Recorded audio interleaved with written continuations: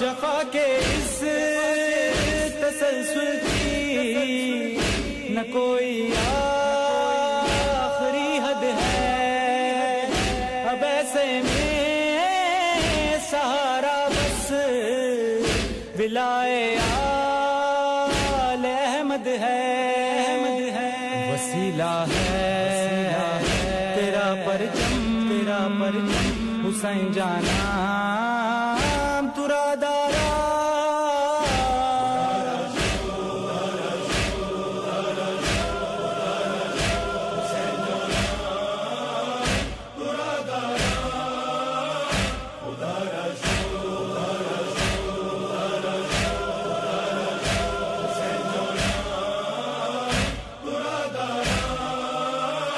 ولائے پن جتن لیتی ہے شاید انتہا ہم سے، کہ قاتل مانگتا ہے زندگی ہم سے، یہ جا ہم سے ولا ہوگی نہ دل سے کم حسین جانا ترا دارا،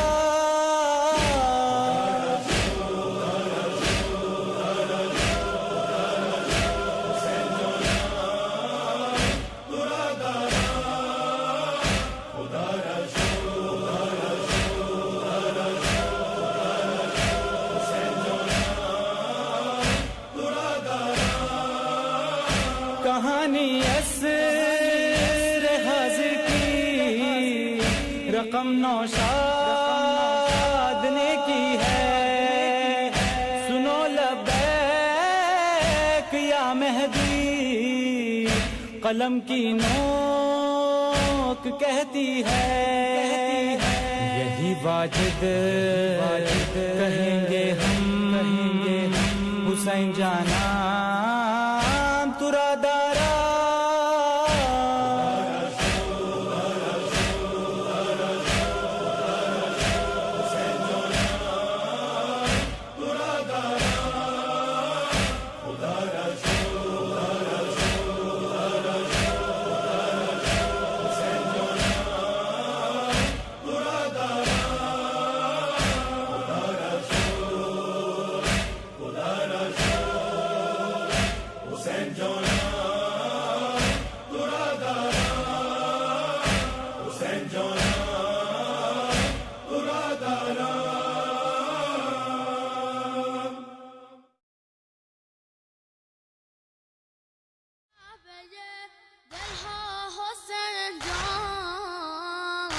سلام کعبه دلها حسین جان، سلام شمع محفلها حسین جانم، حسین جانم حسین جانم حسین جان، حسین جانم حسین جانم حسین جانم، سلام باب رحمت باب جنت، سلام باب رحمت باب جنت، سلام رهبر والا حسین جانم، سلام میوه قلب پیامبر، سلام میوه قلب پیامبر، سلام زاده زهرا حسین جانم، حسین جانم حسین جانم حسین جان، حسین جانم حسین جانم حسین جانم، همیشه بر لبم نام تو باشم،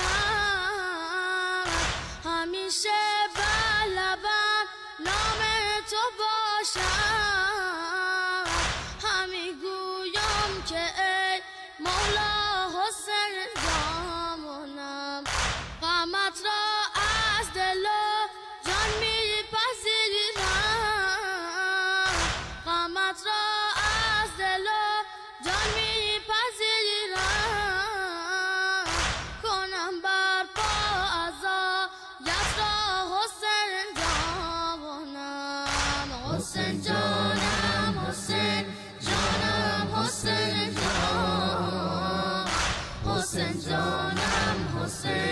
جانم حسین جانم سلام کعبه دلها حسین جان سلام کعبه دلها حسین جان سلام شمع من فلها حسین جانم حسین جانم حسین جانم حسین جان حسین جانم حسین جانم حسین جانم سلام ای باب رحمت باب جانم سلام ای باب رحمت باب جانم سلام ای رهبر والا حسین جانم سلام ای میوه قلب پیامبر سلام ای میوه قلب پیامبر سلام ای زاده زهرا حسین جانم حسین جانم حسین جانم حسین جان حسین جانم حسین جانم حسین جانم همیشه بر لبم نام تو باشد همیشه بر لبم نام تو باشد همی گویم که ای مولا حسین جانم قامت را از دل و جان میپذیرم قامت را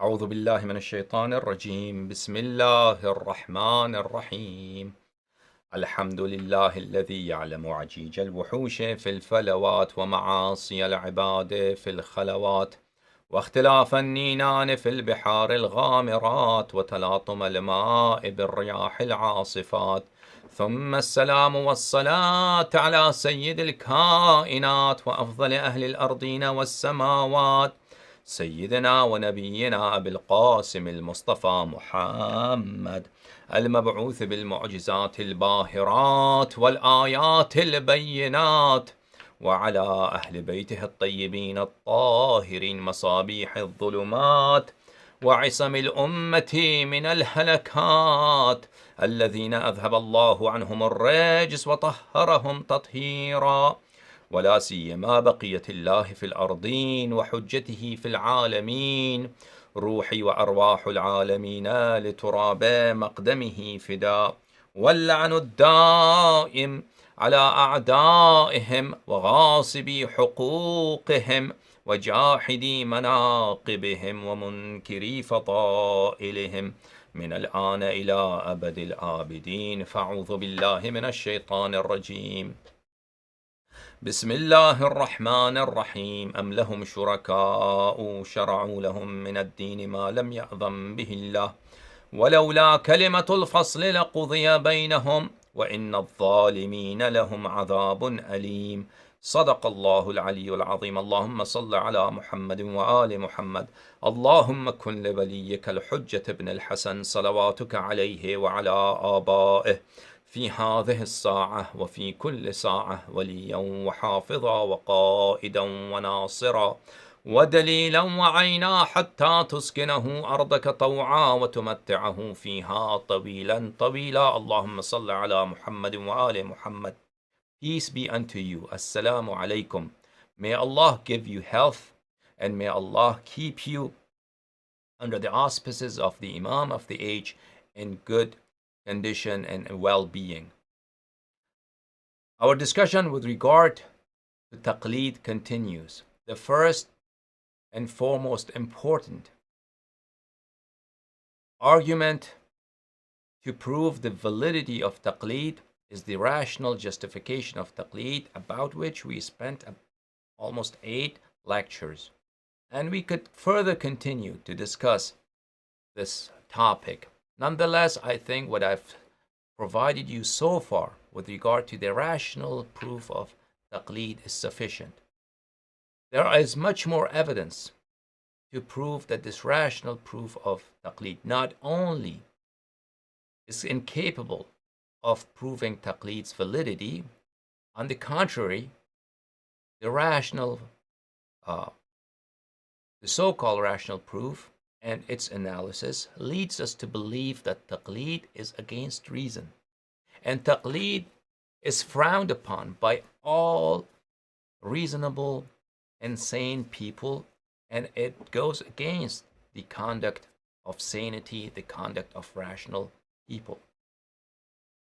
And if you believe my discussions so far have some shortcomings, and they are subject to refutation, and certain criticisms, in your view, need to be replied and need to be analyzed, please come forward and please write your comment. Please voice your concern. And if writing is not sufficient for you, and you believe that you cannot sufficiently express your objections in writing, I can open the phone lines, and inshallah you can discuss this via audio, or even I could send you a video link, and I could share this screen with you. So a friendly and brotherly discussion on this topic is very much welcomed and very much appreciated, and this will enhance our understanding and the viewer's understanding of taqlid. And I don't want this to be a monologue. I want my opponents to have a voice in evaluating my arguments, and if it's fair, in rejecting my arguments.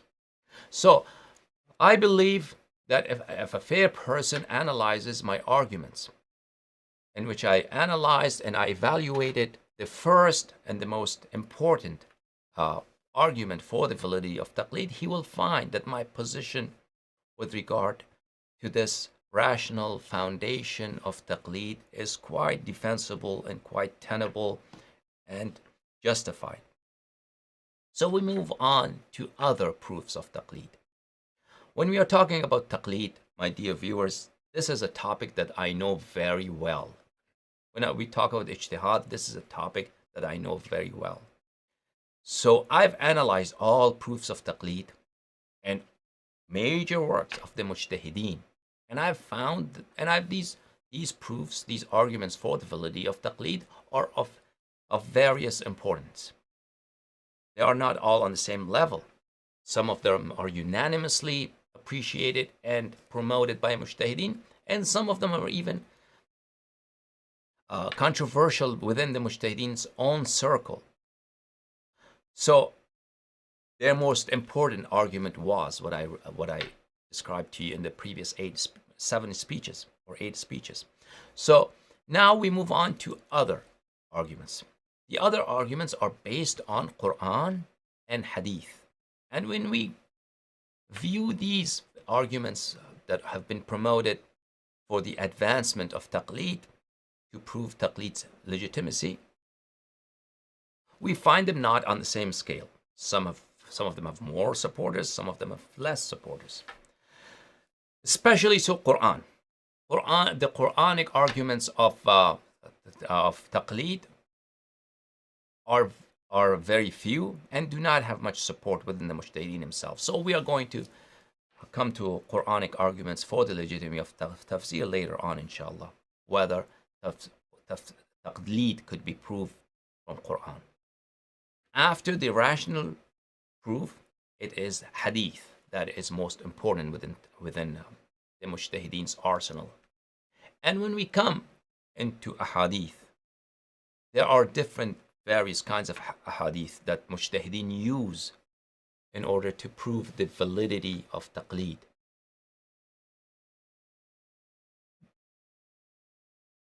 These ahadith, these traditions from the holy imams alayhim as-salatu was-salam, are of different content.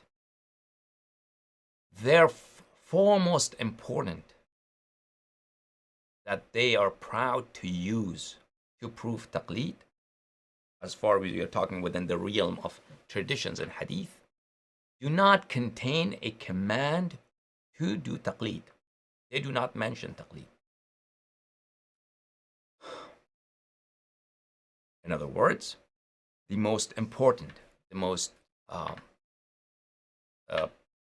the most potent set of ahadith that are used by mujtahideen to prove taqlid do not mention taqlid at all. These are ahadith which mention fatwa. Imams alayhim salam have commanded people to give fatwa, and mujtahideen use these ahadith to infer that therefore if issuance of fatwa was sanctioned by the holy Imams alayhim salatu wassalam, legitimacy of taqlid and validity of taqlid could be deduced from these ahadith. We will come to these ahadith inshallah tabaraka wa ta'ala. There are another set of ahadith in which Imams alayhim salatu wassalam have referred their Shia to certain individuals. When they have asked from whom should we learn, Imams alayhim salam have recommended certain individuals, go to such and such a person, he is a very reliable and knowledgeable person. So Imam alayhi salatu wasalam on different occasions have referred different Shias to learn from certain individuals. This is another set of ahadith which are used by mujtahideen to legitimize taqlid. And we will come to these set of ahadith also. There's only one hadith, and this is also one of the important ahadith, that contains the term taqlid, that comprises the word itself, taqlid, one of the derivatives of taqlid. And they have only this one hadith that contains this word. And this is also one of their important tools to legitimize taqlid.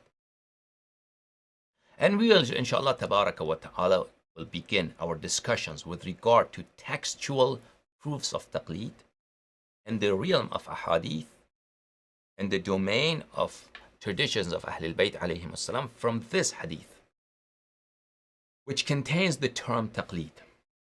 Taqlid with regard to non-ma'sumin. Taqlid with regard to ma'sumin alayhim salam have been mentioned. They're not many times, a few times in a hadith. But taqlid with regard to non-ma'sum, non-imam, has been mentioned only in one hadith per this term, which comprises this term.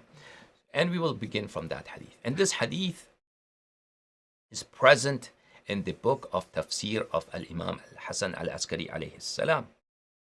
And you have probably heard this time and again from different speakers and from different preachers and from various teachers in person, in writing, and online, that Imam alayhi salam have commanded Shia to follow jurists in the practice of taqlid. And the wording of hadith goes as follows: وَأَمَّا مَنْ كَانَ مِنَ الْفُقَهَاءِ. However, those jurists, and I'm going to translate this as would promoters of taqlid. As for those jurists, وَأَمَّا مَنْ كَانَ مِنَ الْفُقَهَاءِ, as for those jurists who are صَائِنًا لِنَفْسِهِ حَافِظًا لِدِينِهِ مُخَالِفًا لِهَوَاهِ مُطِيعًا لِأَمْرِ مَوْلَاهِ. As for those jurists who have 4 qualities. Quality number 1, he cares about his destiny, about his hereafter. He does not want to be condemned to the wrath of Allah. He does not want to be condemned to hell. So first, as far as those jurists are concerned who have these qualities, quality number 1, fears for his hereafter. صَائِنًا لِنَفْسِهِ حَافِظًا لِدِينِهِ, and he protects his faith. A person who cares that he should not die an infidel, he should not die a non-believer. He makes sure that his salah, his rituals are subject to pleasure of Allah, subject to consent of Allah, subject to an acceptance of the divinity. Such a person. So this is quality number 2. حافظا لدينه. مخالفا لهواه. And quality number 3, this person has this quality that he opposes and he withstands his desires that lead him to haram. So he has a desire to drink wine, he resists that desire. He has a desire to commit adultery, He resists the desires. Such a person who resists his wrong desires. مطيعا لأمر مولاه, and he's a person who is obedient to the holy Imams alayhim salam. So these four qualities. As for those jurists who have these qualities, A, B, C, and D, فَلِلْعَوَامِ أَن يُقَلِّدُوا, it is permissible for the common Shia, for the commonality, for the general Shia population to do his taqlid. So this is the end of hadith. So this hadith is commonly used by the mujtahideen to legitimize taqlid. That it's a hadith of the Imam alayhi salam, and Imam alayhi salam clearly mentions in this hadith mujtahideen, the jurists, and who have certain qualities, not every mujtahid. And then he says the general population of Shia should follow such a person and the practice of taqlid. Therefore, taqlid has been sanctioned by the holy Imams alayhim salam. And when holy Imam with an infallible Imam, a person who is the emissary of the creator of the heavens and the earth, he sanctions a certain practice, no one can oppose that, and that sanction has divine mandate behind it. Therefore, taqlid cannot be opposed. So you might have heard this argument time and again from various speakers. And there's really nothing much to add to this argument other than I've already described. If you translate it this way, jurists have these four qualities, and then the Shia general population should do his taqlid. Then there isn't really nothing to argue. It really clearly states that taqlid is permissible, and it's encouraged that Shia should do it. So, is this a sound argument for the legitimacy of taqlid? Or is this a questionable argument? Inshallah, tabaraka wa ta'ala, tomorrow we will talk about the authenticity of this hadith. First and foremost, it's hidden from most of you, at least Shia scholars and Shia preachers and teachers who are in various communities who want to prove legitimacy of taqlid for the general public. They do not mention that generally this hadith is rejected by the mujtahideen as not reliable. Therefore, this is very unfortunate for the mujtahideen that they have only one hadith which mentions the term taqlid with respect to non-ma'soom, with respect to those individuals who are fallible, yet it is not reliable. So their only hadith falls short because of its shortcoming according to the mujtahideen as far as its authenticity goes, as far as its reliability goes. And this is the majority of mujtahideen, such as Abu al-Qasim al-Khu'i, Wahid Khurasani, Sistani, and the current famous maraji that you have. They do not consider this hadith reliable. And of course, any hadith that's not reliable cannot be used to prove a point independent by itself. And we will talk furthermore, inshallah, tabaraka wa ta'ala, about its isnad, about its reliability of this hadith tomorrow. However, if we set that argument aside, and according to the position of the other mujtahideen, such as Shaykh al-Murtada al-Ansari, the grandest Shaykh, that this hadith is sahih, according to them, how could one disagree that this hadith does not prove the legitimacy of taqlid? So, let's talk about that. Does this hadith talk about taqlid? The taqlid that we understand today. As I mentioned yesterday, if you remember, if you listened to my lecture yesterday, taqlid, the term taqlid has two different meanings. Throughout history, it has had two different meanings. One is the forsaken meaning of taqlid, the forgotten meaning of taqlid, and one is the current contemporary meaning of taqlid. The contemporary meaning of taqlid is that you take the verdict, the opinion, the statement of a jurist and uphold it as the divine law, and you comply with it as the divine law, and you obey it and follow it as the divine law, and that It's all you have to do, and that's all the obligation requires you to do. That is taqlid that we understand today, and that is the taqlid that's being promoted by mujtahideen. That's one meaning of taqlid. And there is another meaning of taqlid that was used in the time of antiquity. That meaning has been forsaken and forgotten. And that taqlid, the same word taqlid, means doesn't have anything to do with the verdict of a mujtahid. It doesn't have anything to do with the opinion of a mujtahid. It has everything to do with a narration of a narrator, with a hadith that a narrator narrates and quotes from an imam alayhi salam. If you trust a narrator because of his piety, because of his knowledge, because of his trustworthiness, and he quotes a hadith for you, and you trust that hadith and embrace that hadith and uphold that hadith and obey that hadith and follow that hadith without having to verify it by reading books, by asking other narrators whether this hadith is credible or not, this is also called taqlid. And this was the prevalent meaning of taqlid in the older days. I talked about this in the previous lecture. So we have one term that has two distinct meanings. Now, this hadith by Imam al-Hasan al-Askari alayhi salam, if we set aside the disagreement, the dispute about its authenticity, and discuss its content, which taqlid is it talking about? Imam alayhi salam says jurists who have four qualities, fuqaha who have four qualities. General Shia population should do their taqlid.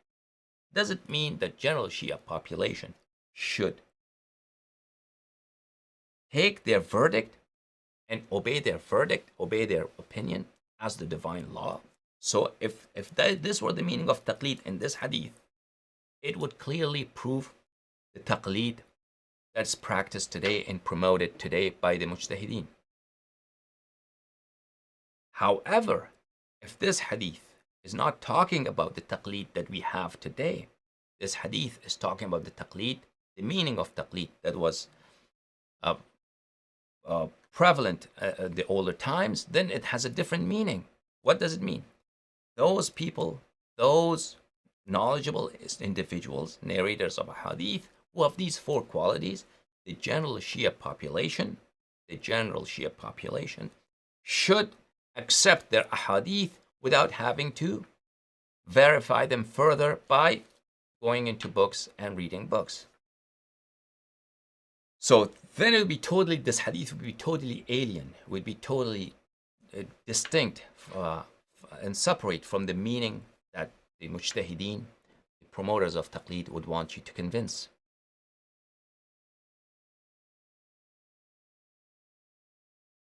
Which meaning here is intended by the Holy Imam alayhi salatu wassalam? Any of these two are possible, right? So without whichever we want to claim that this is the meaning of the hadith, we have to have proofs, we have to have clues, we have to have evidence to support that this term and this sentence has this meaning, not the other meaning, because there are two different meanings. There are many words in the English language which have more than one meaning, right? For instance, you say left. Left means left side, my left hand, or you mean left. He left. He left. He left. He went. So the word left, if it's used in a sentence, it could mean left side, left hand, left direction, or it could mean somebody left, the past tense of to leave. Now, in order for us to know which meaning has the same word, same letters, written in the same way, sound the same way, in order for us to know which of the two distinct meanings is intended, we have to look at the context. We have to look at the sentence in order to understand what does it mean. We have to find evidence and clue in what is the speaker saying or the writer, what he has written. And if we analyze that, we will find something there, that which meaning has been intended by the writer.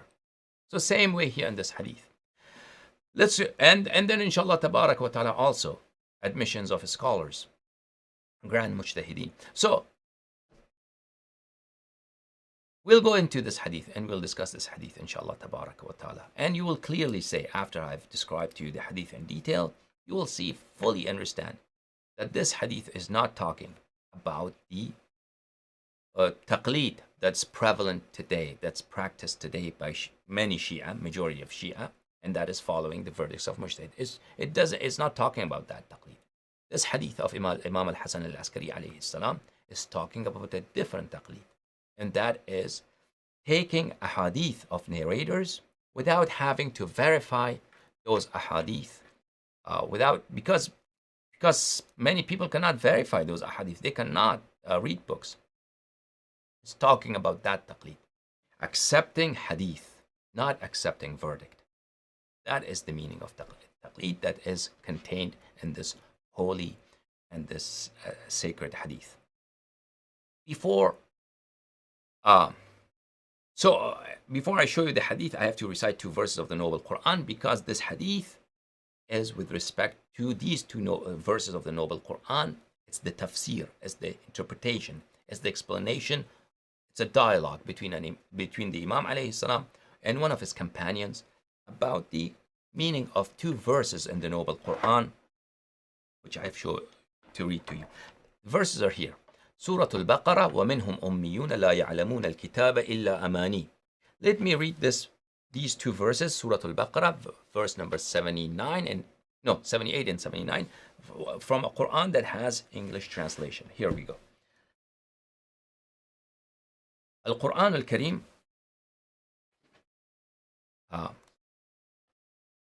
this book has been published, this Quran has been published in Saudi Arabia. So translation is by the Wahhabis, Dr. Muhammad Mohsin Khan and Taqiyuddin al-Hilali. Surah Al-Baqarah, page number 15. Page number 15, yeah. Here. Verse number 78. وَمِنْهُمْ أُمِّيُّونَ لَا يَعْلَمُونَ الْكِتَابَ إِلَّا أَمَانِي وَإِنْهُمْ إِلَّا يَظُنُّونَ. And there are among them, the Jews, unlettered people. Ummiyun, people who are illiterate, people who cannot read books. So at the time, right now, most of the Jewish people, they can read and they can write, of course.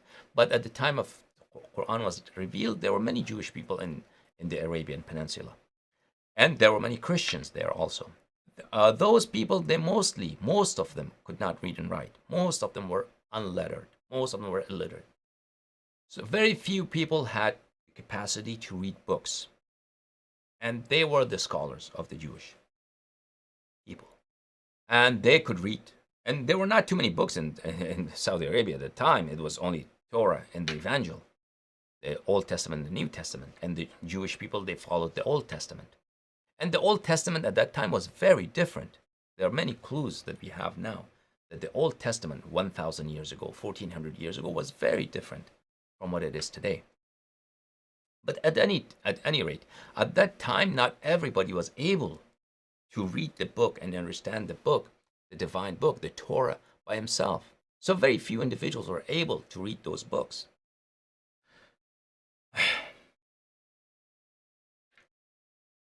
Okay. وَمِنْهُمْ أُمِّيُّونَ لَا يَعْلَمُونَ الْكِتَابَ إِلَّا أَمَانِي وَإِنْهُمْ إِلَّا يَظُنُّونَ. And there are among them, the Jews, unlettered people who know not the book. They don't know. They do not know what's written in the Torah. The content of Torah, they do not know. They cannot read. They are just uneducated people who know not the book. But they trust upon the false desires and they but guess. False desires and guesses. They guess because other people read book to them. And amani means hopes. You have hopes, desires. So they have these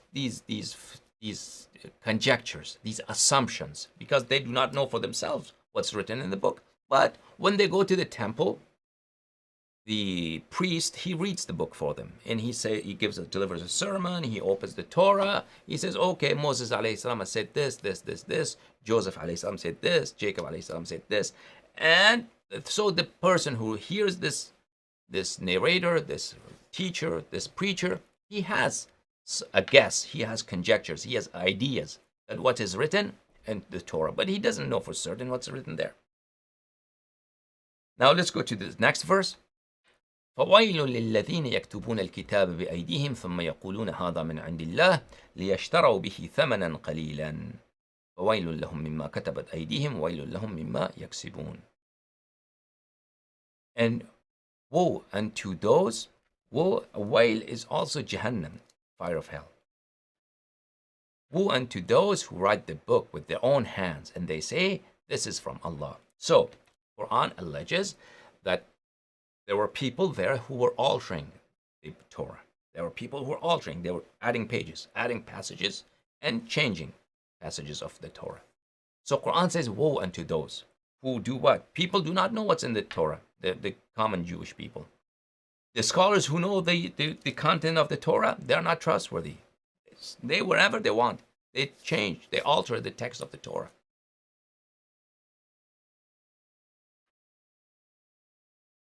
Those who write the book with their own hands, and they say, this is from Allah. They say this is from God, from the Creator. Why they do this? To purchase with it a little price, in order to gain some worldly gains. In order to, because they're a priest, and people respect them, and people bring their religious dues, they bring gifts, and people listen to them. So for their own worldly desires, for their own worldly gains, they change the content of the Torah.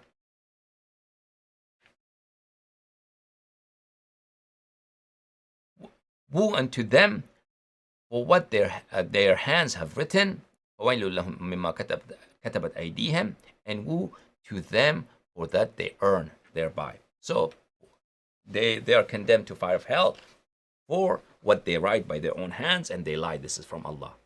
And woe unto them for what they gain, they make, the religious dues, the respect, the priesthood that they have on the basis of those lies. So this is the verse in the Noble Quran. Now, the hadith that I referred to you, the hadith that is used by mujtahideen to legitimize taqlid, is a portion from a lengthy hadith that is with respect to the exegesis and interpretation of these two holy verses in the tafsir of Al-Imam Al-Hasan Al-Askari alayhi salam.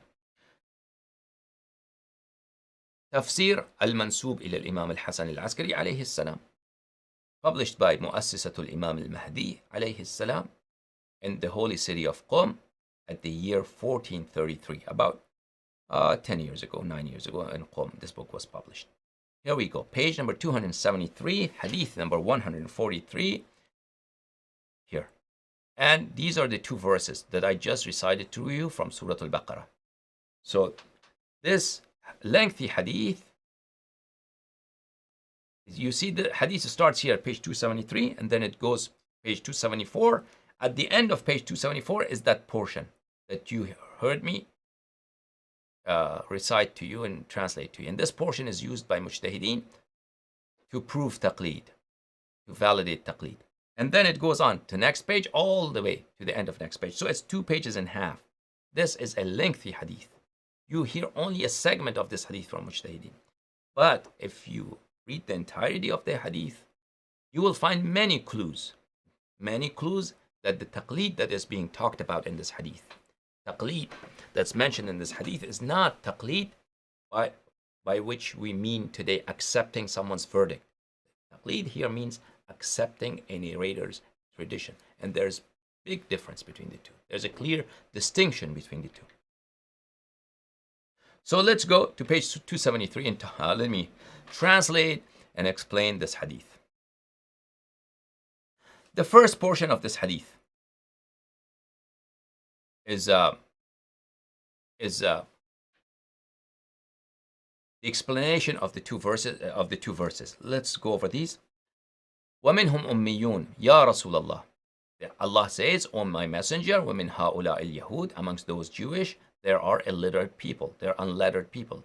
لَا يَقْرَؤُونَ الْكِتَابِ. They cannot read the Torah. وَلَا يَكْتُبُونَ. They cannot write anything. They're illiterate. كَالْأُمِّي. كَالْأُمِّي. Like an illiterate person. Ummi, illiterate person. Why ummi? Illiterate person has been called ummi. In Arabic means mother. Means mother. Mother. Rasulullah sallallahu alayhi wa sallam is called ummi because he's from Ummul Qura. Ummul Qura, the grand city, the grand village. The grand village is Mecca, because any person who is from Mecca, he's ummi. Rasulullah sallallahu alayhi wa sallam's hometown where he was born is the holy city of Mecca. Therefore, he's Ummi. That Ummi that we use for Rasulullah sallallahu alaihi wasallam is because he is Makki. He's from Mecca. That doesn't mean illiterate. Also, Ummi means illiterate when it's derived from And the same word has two different meanings. One means from Mecca, the other means illiterate. Why the word is derived from mother, it means illiterate? Because when a child is born from his mother's womb, he cannot read and cannot write. So a person who's illiterate, he is just like when he was born from his mother's womb. He cannot read and he cannot write. So mansubun ila such a person is attributed to his mother. أي هو كما خرج من بطن أمه. Such a person, a literate person, is in the same status when he was born from his mother's womb. He cannot read and write now as he could not read and write when he was born. لا يقرأ ولا يكتب. He cannot read and he cannot write. لا يعلمون الكتاب. So these, amongst the Jewish, there are people, they weren't. Today it's not like that. Today, majority of Jewish people, they can read and write, and they're very intelligent people. They're very learned people today. But at that time, they were not like this.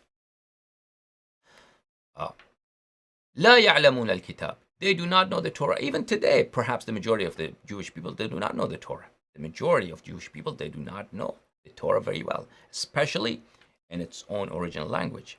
They do not know it. Very few people amongst the Jewish people, they know the Torah, and they are the Jewish scholars, Jewish priests, Jewish jurists who explain the Jewish law to their followers. So this is, in a sense, even applicable today.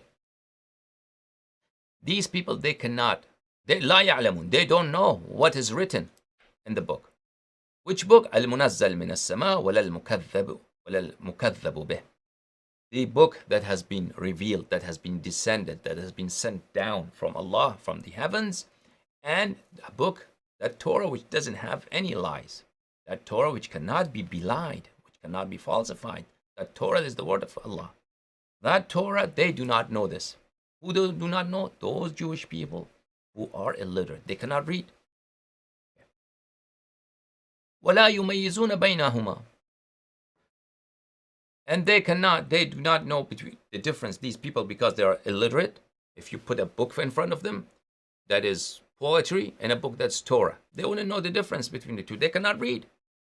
A false book and a true book, they wouldn't know the difference between the two. إِلَّا أَمَانِي. Except assumptions, except some ideas they have. They don't know the book. They don't know the Torah, except some ideas that they have in their minds. Where do they get these ideas from? إلا أن يقرأ عليهم ويقال لهم إن هذا كتاب الله وكلامه. When they go to the temple and the priest and the clergyman there, he delivers a sermon. He opens the Torah and says, Moses said this. Allah said this. Because the word Allah is not peculiar to Islam. Allah means God in Arabic. Allah, it means God in Arabic. So Christians also say Allah. Christian Arabs, Jewish Arabs also say Allah. So when they go to the priest reads for them. Then they have ideas what's in the Torah because they listen to the priest. Okay. إن قرأ من الكتاب خلاف ما فيه لا يعرفون إن قرأ. These people are illiterate, just like today. If a Shia cannot read Quran, right? There are many Shia who don't know Arabic, who probably can read Quran, but they don't know the content of Quran, or they are illiterate. They cannot read Arabic. They cannot read Quran or Hadith. So, if an alim take this book of Hadith, say this is a book of Hadith, right? And opens this book of Hadith, and the Hadith says don't do it, and I as alim, and I read it for you, and I say Imam Ali alayhi salam said that you should do it. It's wajib to do it.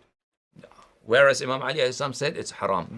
But you wouldn't know the difference because you cannot read Arabic, you cannot You cannot understand what's in the book. So you have no idea except what is you are being told about the content of the book by other people.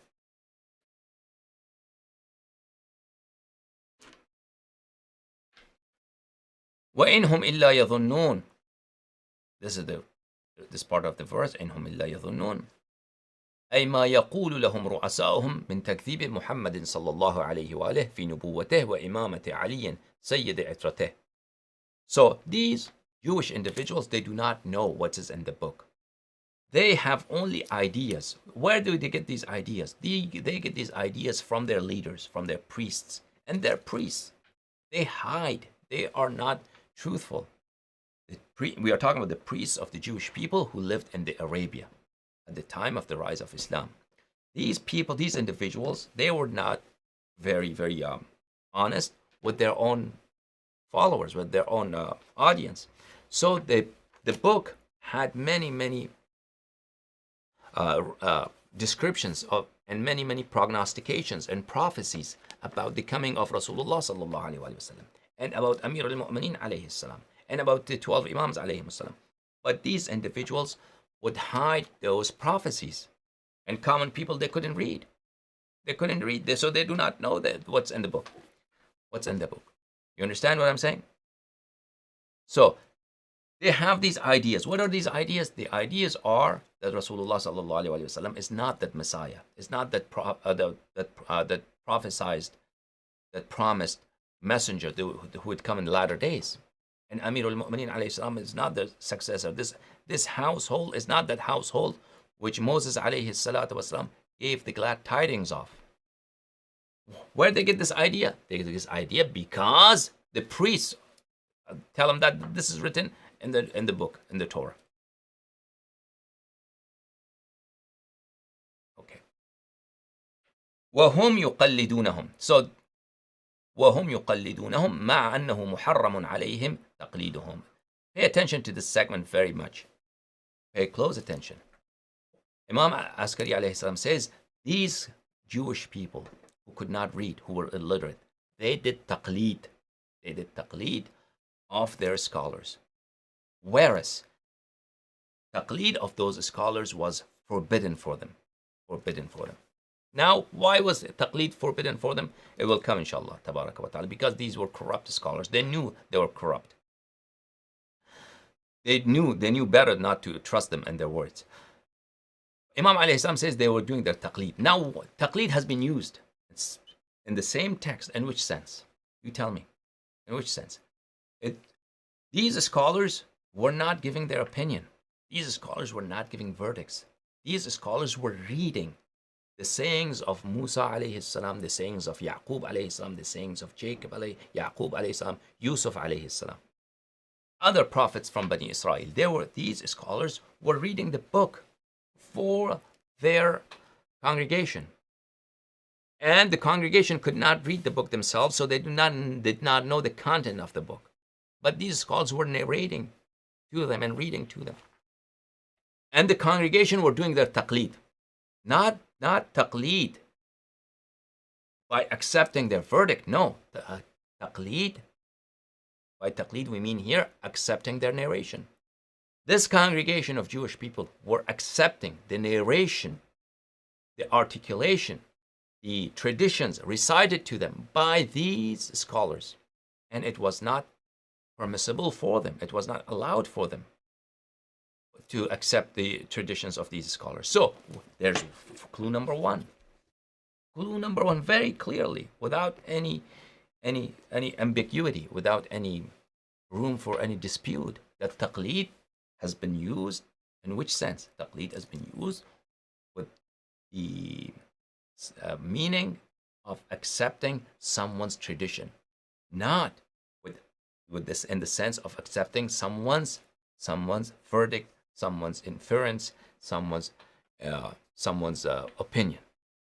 Okay, and inshallah tabaraka wa ta'ala, I'll recite the rest of the hadith for you tomorrow, and you will see many more clues which will come, inshallah, that will clearly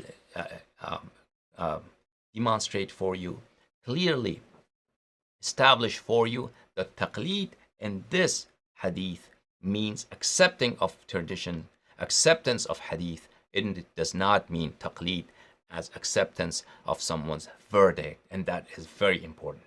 So this hadith does not prove the taqlid that mujtahideen are talking about. This is talking about a totally different thing. It is asking the Shia common people to follow hadith. And whose hadith should we follow? Whose hadith should we follow? The scholar who's narrating hadith for us have to have these certain qualities. That's what this hadith is talking about. Inshallah tabaraka wa ta'ala, we'll talk more about this tomorrow with the blessing of Allah and with your du'as. Now let's go and see whether you have any questions. Okay, there are some questions here.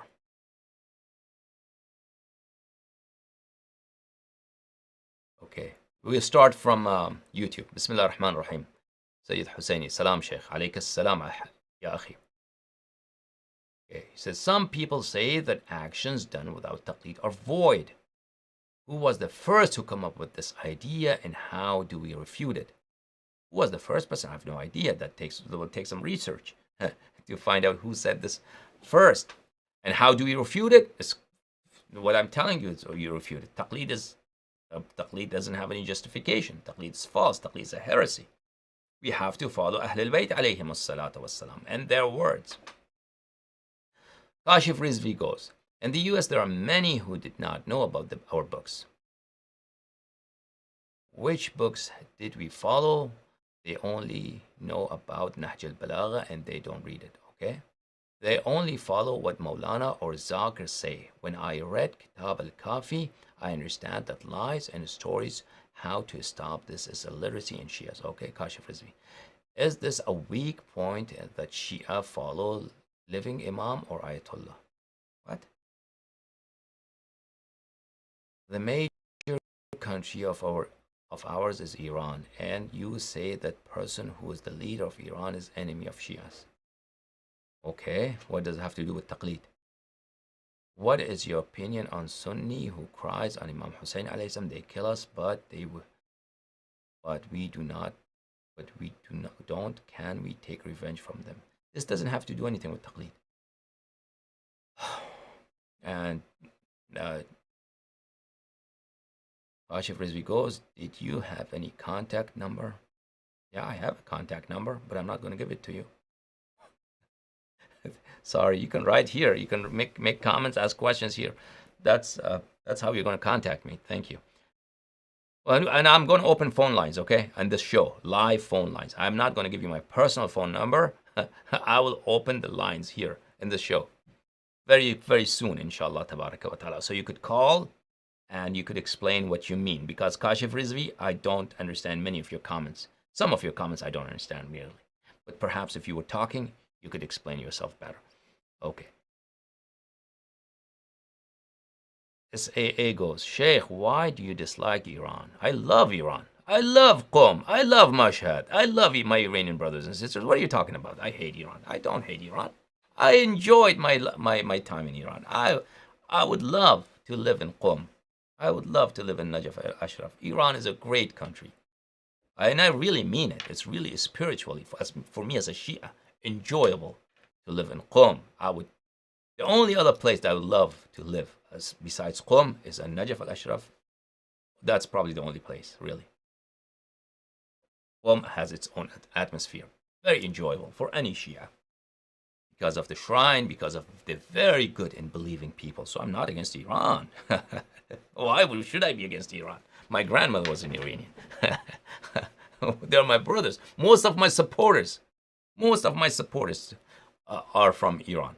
Most of my supporters from Iran, the Iranians, religious Iranians. Although Iranian economy is totally destroyed, the Iranian money has no value, but still, I get most of my support from Iranians, from individual Iranians, with so much danger. They defy their government with so much. If they are caught, they will be persecuted. They collect donations and they try to deliver it to me. And they are very admirable people. My brothers, my sisters, I pray for them day and night. Good Shia, beloved Shia people of Iran. Not all of them, but a very great number of them. And Iran is a Good country. All Shia love Iran, right? We all love, well, the same way as other Islamic countries. Pakistan is a good country. It's not as I won't enjoy spiritually as much as I would enjoy Qom, but there are many other places, right? I will not enjoy as much. Okay.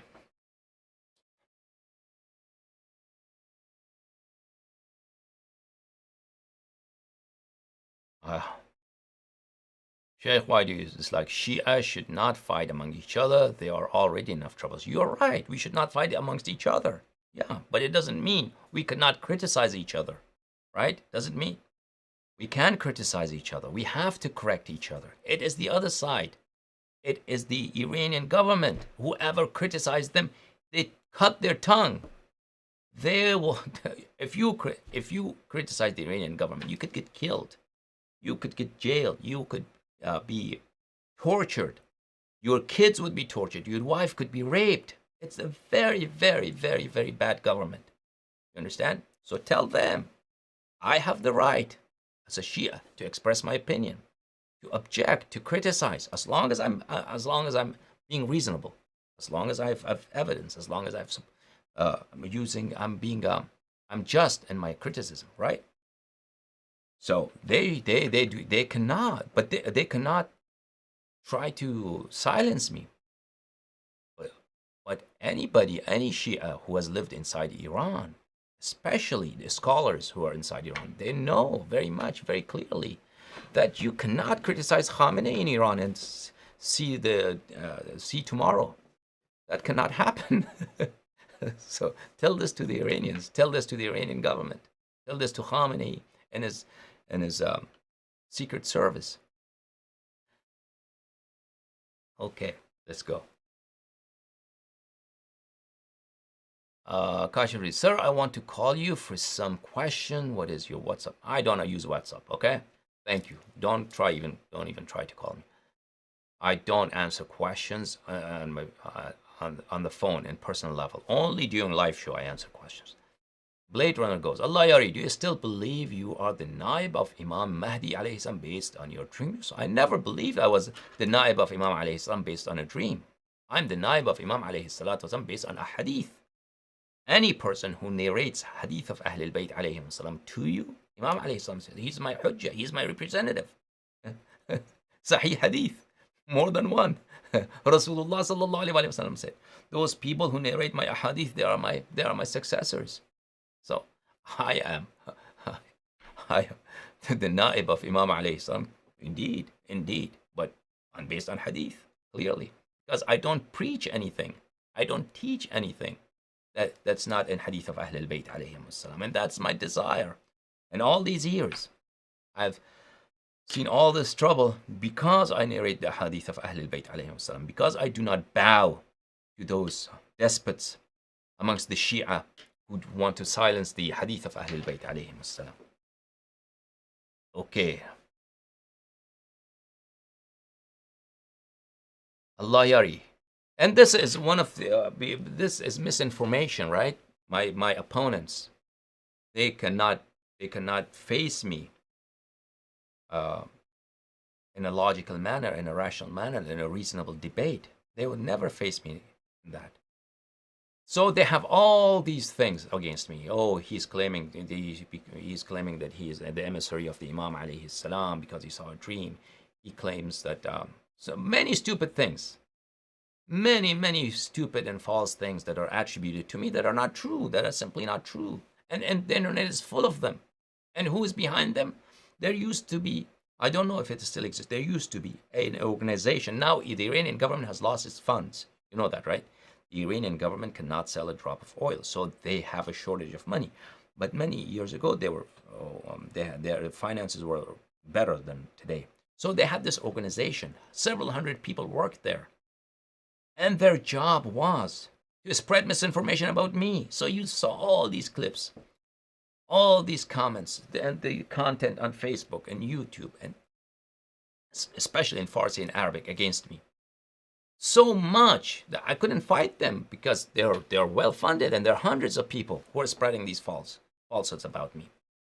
And there are some remnants of that is still present on the internet. And perhaps if they feel they might restart that program against me again to counter me. So you have all these falsehoods, false things about me on the internet everywhere that some people believe in them. They're not true. You have to ask me whether there is something that I've stated or something that I do, and that is my position. Okay? Let's go. Muhabb Ali Muhammad alayhi salam says, Allah doesn't believe that. He is the representative, but your marjas believe it.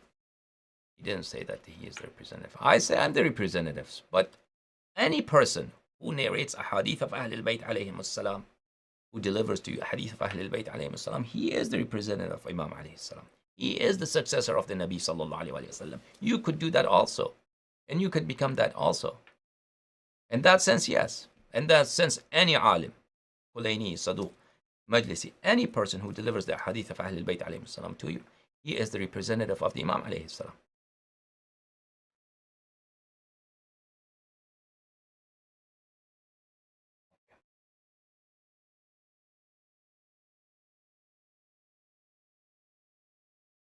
Okay, let's see. They are arguing amongst themselves. Let's see. Does anybody have any question about taqlid? Only people who worship Maraji are grown up. Assalamu alaikum, Shaykh. May Allah, Imam al-Zamana, prolong your life for us. Ya Amin.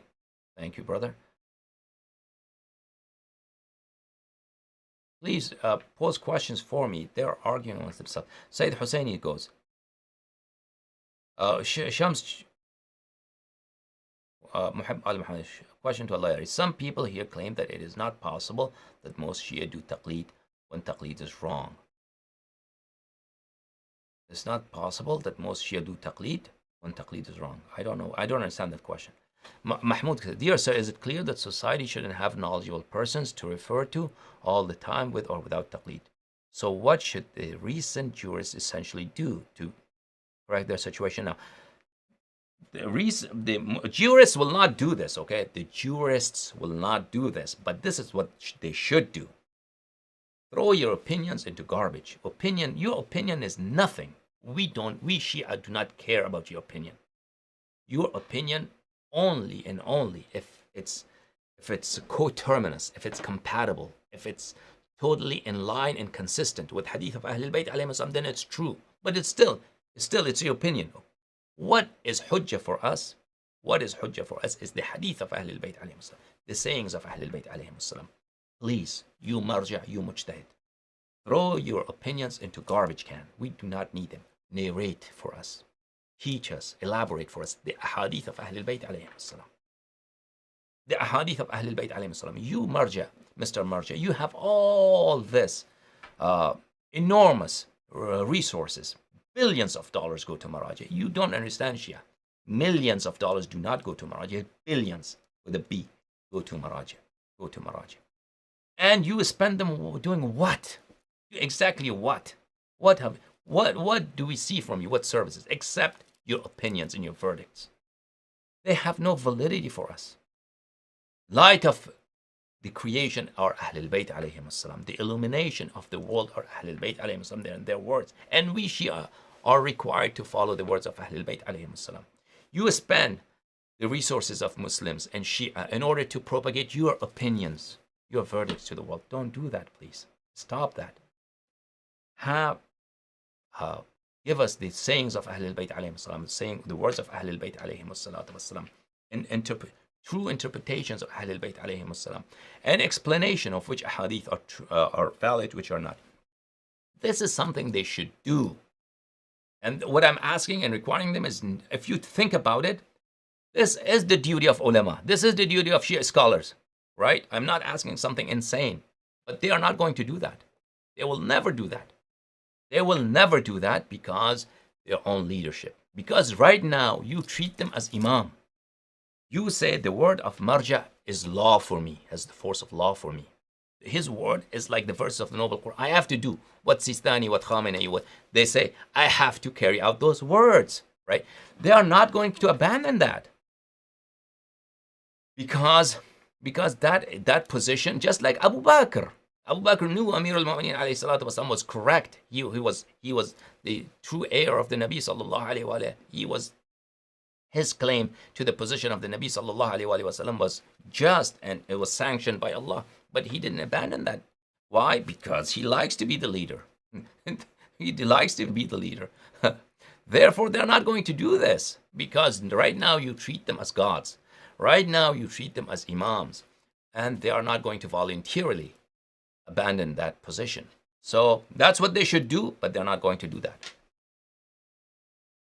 So let's see who asks me another question.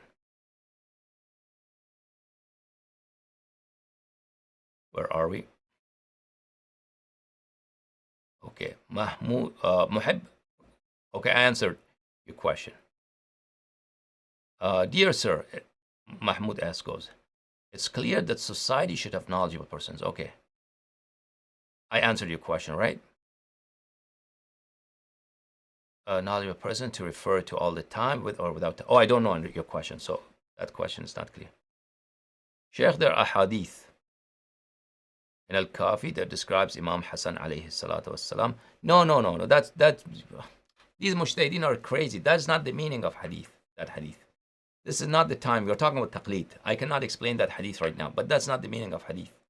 They do not understand. That's a problem. Mujtahideen do not understand the hadith of Ahlul Bayt alayhim as-salam. Sayyid Husseini goes, which books can we use to prove that meaning of taqlid in antiquity was the meaning you mentioned? I showed them to you yesterday, and I showed it to you today. Would this be in the works of Lugha, or it's understood through studying hadith? I showed some, listen to my lecture yesterday, and tomorrow, refer to my lecture today again. I showed it to you. And tomorrow also, inshallah, tabaraka wa ta'ala. Respected Sheikh, what do you say to those that blame you for cursing certain individuals, which has led to the death of many innocent lives? That's not true. That is absolutely true. False. What do you say? That you have raped 5 women. What do you reply? You say, I have not raped any woman, right? I have not raped any woman. That's what you same as me. It's totally untrue. What I say, this is one of those falsehoods that's propagated by the misinformation machine of the Iranian government against me. That, oh, he curses. That's not true. Have you heard me cursing here? What I do here is explain books. Here, Omar did this. Omar beat his wife. Omar didn't know how to pray. Omar, for instance, ran away from a battle, and everyone said he's a coward. Omar did not know how to make wudu. Omar disrespected Rasulullah sallallahu alaihi wasallam, and this is kufr, and this makes him subject to lan. So I explain all of that, and in course of explaining that, I'm clear. I am not ambiguous. I am very explicit in explaining that. Okay, these corruption, and this is what we have to do. Let me explain that to you. And now that after the Iranian Revolution, that this storm of takfir against Shia started. And this is a vast subject that perhaps I should explain at some time, that before the Iranian Revolution, there was not much takfir of Shia. Takfir of Shia became the official policy of several governments in the Middle East and South Asia, including the government of Pakistan, after the Iranian Revolution, that Shia are kafir because they curse Sahaba. Now, and the reason for this storm of takfir was the Iranian government. And why was the Iranian government the reason for this? You should do your own research, and perhaps I'll explain another time. And this is early 80s, and then continued into 90s. And this continued for a very long time, that Shias curse Aisha. Look, and if you went to the conferences of the Wahhabis and Takfiris, that was their talk, really. Look, Shia do Takfir of Aisha. This is the book of Shia. Look, Shia, Majlisi is saying Aisha was kafir. Look, this is the book of Khomeini. Khomeini is saying in his book that Omar opposed Quran in his Kashf al-Asrar. And then they would incite the emotions of the audience, and then they would all chant slogans that Shia are kafir. So what should be our response to this matter? Pay clear attention and you would understand. One response is the response of Khamenei, and the response of Khomeini, and the response of Sistani. Their response is no response. That you are being questioned in Pakistan, and several in Saudi Arabia, and the Emirates, and Kuwait, and all those countries where Shia are the minority, that Shia are kafir. Why Shia are kafir? Because in Shia books, Shia curse Abu Bakr, Omar, Aisha. And Shias believe in a different Quran, and Shias consider Aisha kafira. Now, what was the response of the Iranian government? What was the response of the seminary in Qom? What was the response of Sistani? That you say, oh, those books, we don't believe in them anymore. You are our brothers. We love Sahaba. We respect Sahaba. Those things are not true. But the problem is nobody believes you. This didn't work, this response. This response, first of all, is a lie. Because we know it's a lie. And it doesn't convince anybody. Your audience, the Wahhabis, are not going to be persuaded by your argument that we don't believe in this book, or this is not our book, or we love Aisha. They are not going to be persuaded by that. And you know that very clearly. And they know that right away they accuse you of doing taqiyya. That you are doing taqiyya, your madhab is full of lies, and lying is an act of worship for you, and you're lying. And practically, did this strategy of the Shia leadership, did it reduce any amount of violence against us? No, it did not.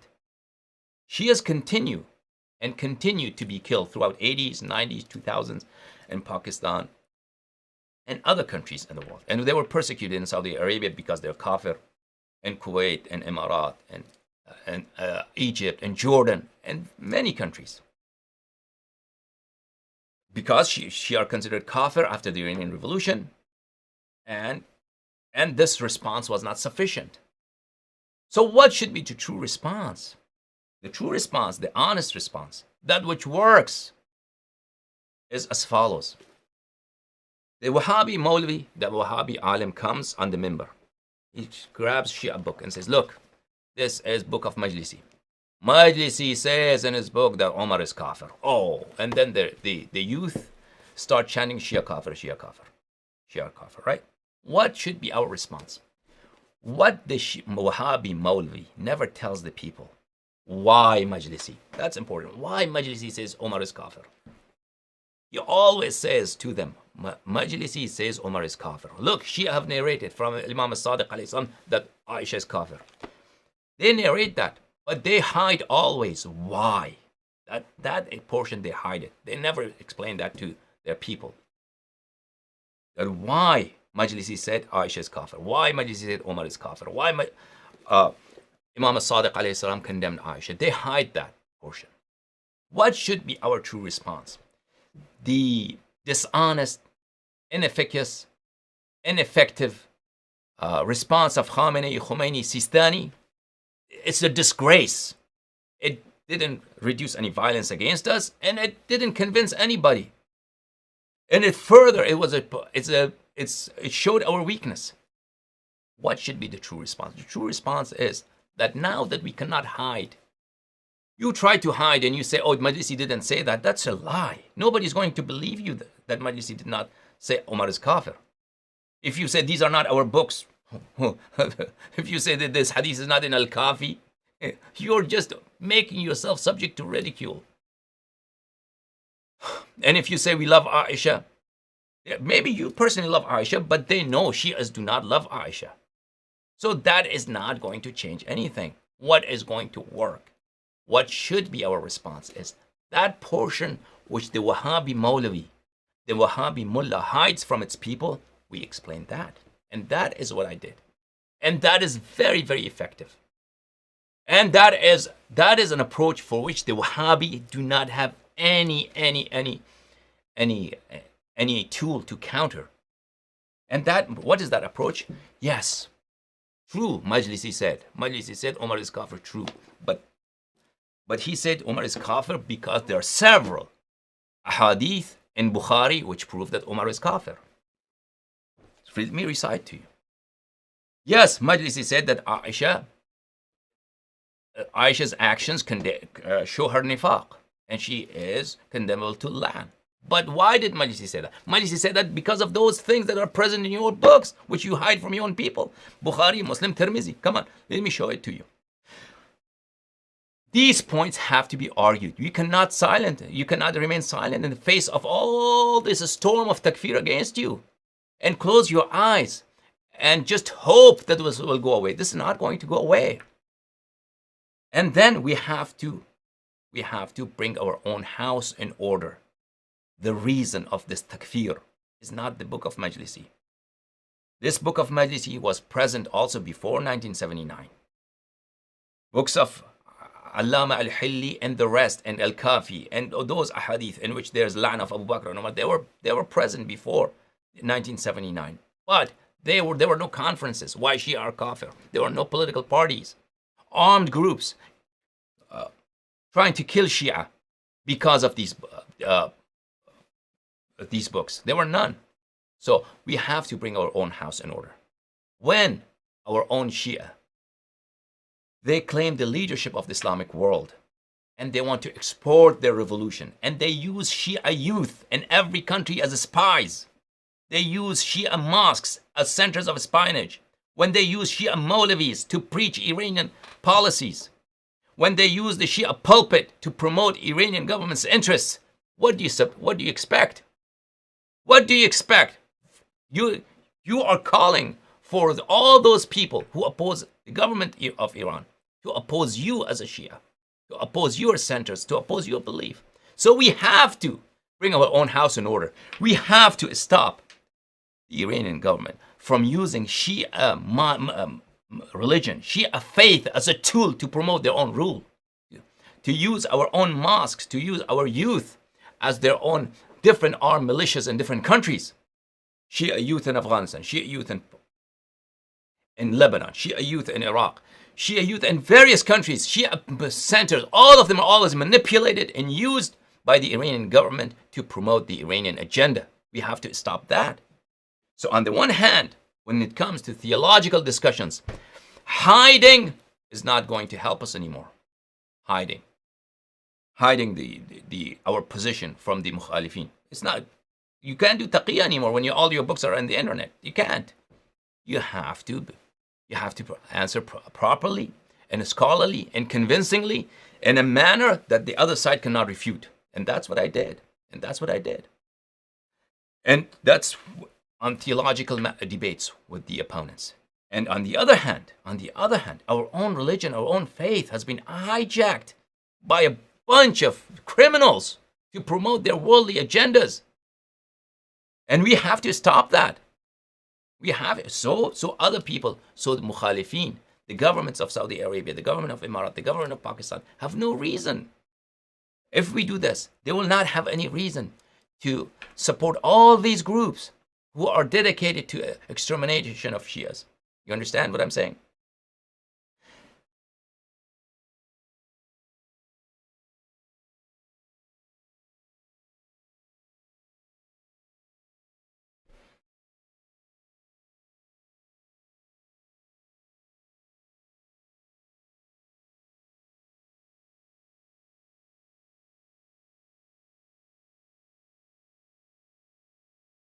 Some people claim that Taqlid cannot be wrong because majority of Shia practice Taqlid. What do you think? Please say something that makes sense. So Husseini says, what should we do with Homs if we reject Marja'iyah? That's a question for Homs. That's not a question for Taqlid. Another time, inshallah. That has detail, okay? What Imams alayhim salam have told us to do with Homs. Shaykhana, what is your opinion about Wahid al-Bahbahani? My opinion doesn't matter. Sheikh, 2 weeks ago in Pakistan, there was a huge protest in Pakistan. Sunnis were protesting and chanting Shia, Shia, Kafir, okay? I think they wanted to change the laws to consider Shia absolute disbelievers. Yeah, that's nothing new. In Pakistan, after 1979, after the 80s, this It's not new in Pakistan, and this happened because of the Iranian government. Because of the Iranian government. Before 1979 of the Iranian Revolution, there was no takfiri armed group against Shia. There was no political party in Pakistan which desired to outlaw Shias as non-Muslims. There was nothing in Pakistan before the 80s. Go read the history. Okay, let me read. YouTube, what are questions on YouTube? Said Muhammad goes, is it allowed to say Ashhadu an Ali waliullah and tashahhud? This is not, doesn't have to do anything with taqlid. Ask me about taqlid. Naweed Ilyasi goes, Salamun alaikum Shaykh. Where is your proof that taqlid is not wajib? So that's my discussion. Where is my proof? All these lectures. 8 lectures so far. Okay, Sayyid Fizza goes, the 4 scholars closest to Imam Askari alayhi salam and Imam Mahdi during the minor and major occultation never declared themselves as Ayatollahs. Where did these so-called scholars, whom much later followed, get this idea from and make it compulsory to do taqlid? Very good. Taqlid is the sole right of Ma'sumin alayhim salam, not the fallible. Okay, thank you very much. May Allah bless you all. Allah keep you well. And we'll see you another day.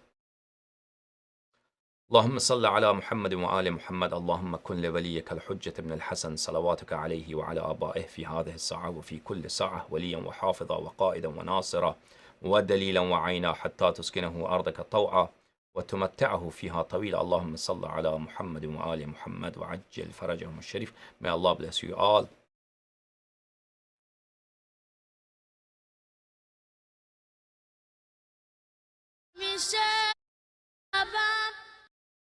تو باشم همی گویم که